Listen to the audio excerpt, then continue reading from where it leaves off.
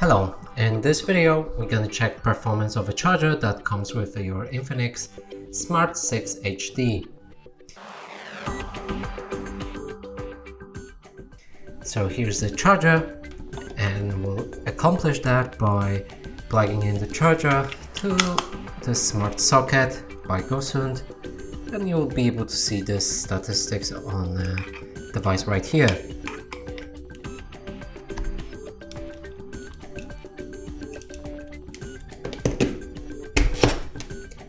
So now let's connect this device.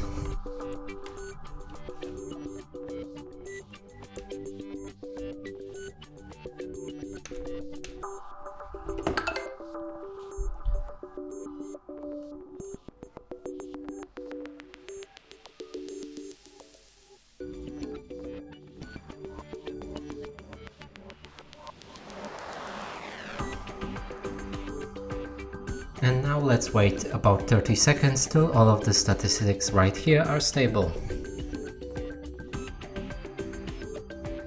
So they should be somewhat stable, and now let me zoom in on that. And that's it for this video. Hope you like it. Please consider subscribing to our channel, leave a like and a comment below.